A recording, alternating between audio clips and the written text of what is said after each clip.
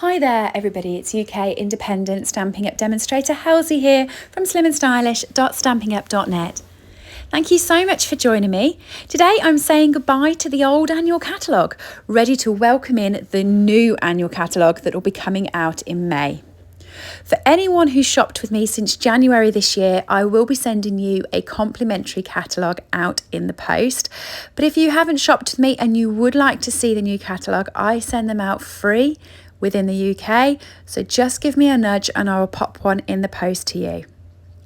But over the week, I'm going to be saying goodbye to some of my retiring favourites from the annual catalogue. So do make sure that you've subscribed to my channel and you'll be able to see a new project each day saying goodbye to some of the stamp sets that I've had over the year and thoroughly enjoyed using. There's a whole heap of stuff that's retiring, which is dead exciting for me because after having them for a year, I'm a little bit bored of a few of them now and I want some new goodies to play with. So let me have a talk to you about what is going, and then you can head over to my store, SlimmandStylish.stampinup.net, and check out the clearance. Some of these products are up to 60% off, but when they're gone, they're gone. So get there quick. The clearance sale is on for a month, but like I said, once they're gone, they're gone. Okay? One of the things that's the big talking point about the new catalogue is that we're having a colour refresh. This is quite exciting for me. One of my favouriteest ever colours is coming back and a few of the other colours are going.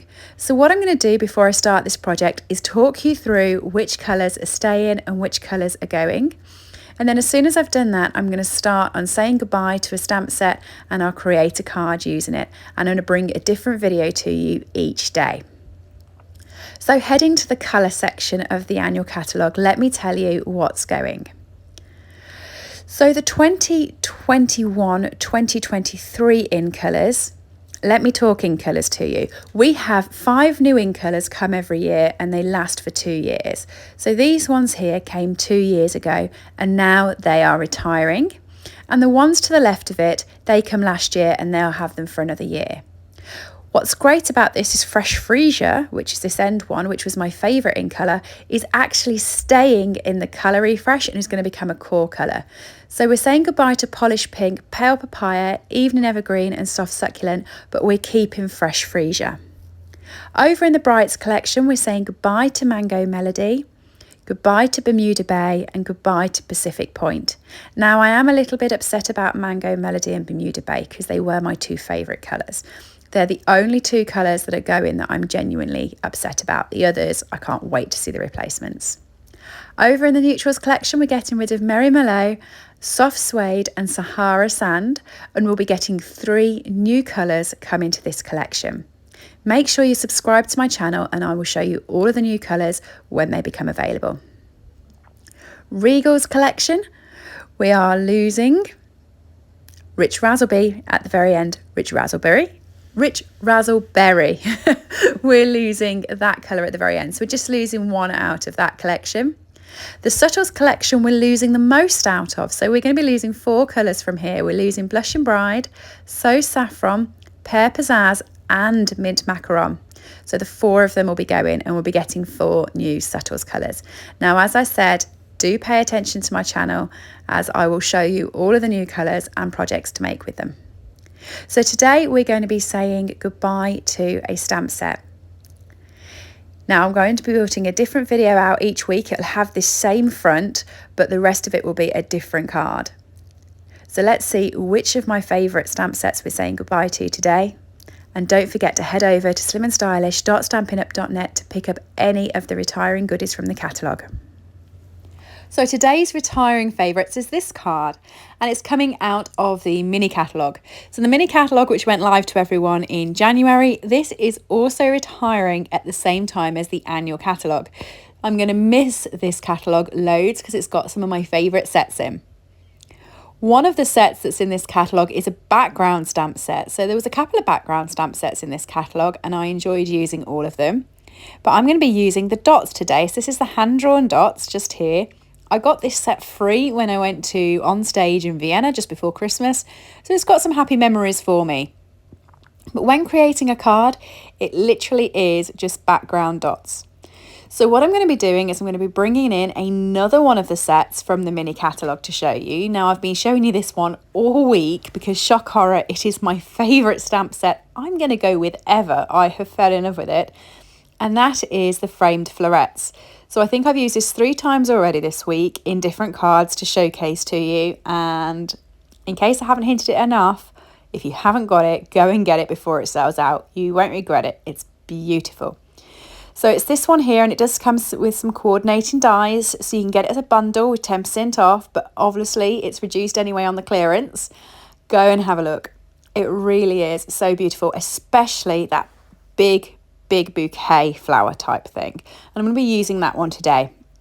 But to start off with, I'm going to be using the background stamps. So I'm going to be using my Stamparatus. Unfortunately, the Stamparatus has also gone, so I'm pretty sure everyone's seen this over on all the Stampin' Up channels, but yeah, it's on its way out. So the hand-drawn dots stamp set, I'm using the case, just resting it underneath the leaf of my Stamparatus, and I'm just using some scrap paper. And what I've done is I've actually put a little bit of glue on the scrap paper just to hold my card in place. Normally I use the magnets to hold my card in place, but because this is a full background stamp, the magnets aren't going to fit on the paper. So I've just used a little bit of glue on the backing paper to hold that in place. Now the other thing with this, and you might notice, I haven't attached the picture to the back of the background stamp. Normally my stamps have the pictures on the back of them, not my background stamps. I just find it makes them inflexible, and when I want to actually roll them up and use them and everything else, it doesn't work as well. So if you want my advice, don't put the background on them. And then what I'm doing is I'm going to be using the same colouring. So this is Fresh Freesia. You can notice I stamped it twice to make sure it had good coverage. I'm just popping some blobs of colour on using the brush, okay? So I'm not putting it all the way over like I normally would. Normally I sponge a whole background. I'm just popping it in a few different places to sort of give it this leopard skin effect. I know leopards aren't purple, but it's that sort of dotty effect that I just really wanted to get going, just so it creates a little bit of texture and image. Now this is where I'm going to be bringing in my framed florets, and I'm going to be using that sort of bouquet type flower, and I love this. I'm going to stamp it twice using Memento ink, and then I'm going to colour it in. So I did a multicolour type card yesterday where I did the stamps going up the card, and I loved it.